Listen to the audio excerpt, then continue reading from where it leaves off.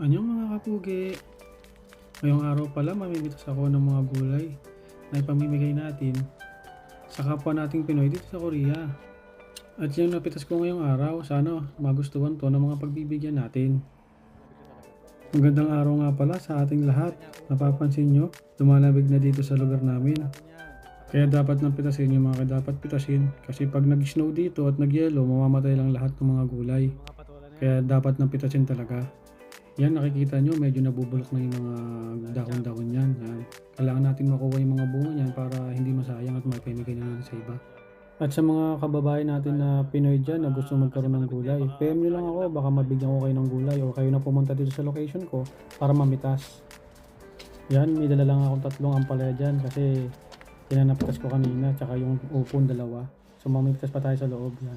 Nag-fast forward na nga ako para mabilis na yung pamimitas ko kasi medyo malamig sa labas at maraming higad kaya kailangan natin bilisan. Yung pagkatanim ko pala na yan ay libangan ko lang.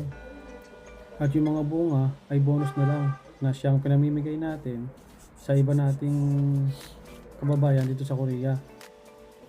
Ika nga, share your blessings, diba? Tama naman.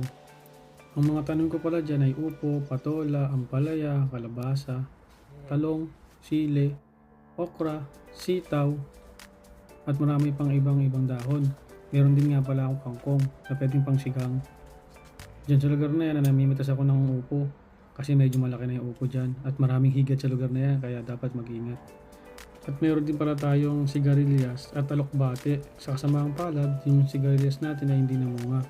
Diyan naman sa lokasyon na yan, gumapang na sila sa lupa kaya sa lupa na ako namimitas. Pero namimili pa ako kung ano yung mga pwede nang pitasin at hindi pa pwedeng pitasin. Kasi hindi pa naman totally sobrang lamig kaya katagal pa sila kahit mga 1 pang linggo o 2 pang linggo. Kaya piliin po na natin yung talagang pwede nang pitasin.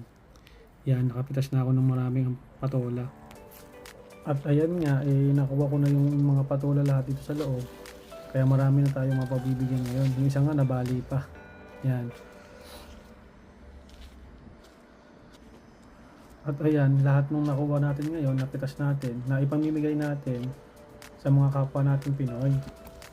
So paano, PM nyo lang ako kung gusto nyo ng gulay para papadalan ko kayo. Yo, what's up mga kapugay? So, tapos na ako mamitas. Ito lang naman yung napitas ko ngayong araw.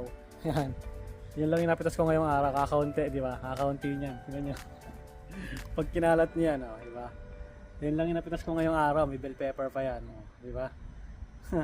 May bell pepper. Kasi konting talong na lang to, pero okay lang. At least kahit pa paano, may mga stock tayo. Pero ito lahat na to is, pamimigay ko lang to lahat guys. Kasi meron na akong stock sa rep. Kaya, pamimigay ko na lang lahat to. Sa mga gusto, PM lang kayo. Paano? Peace!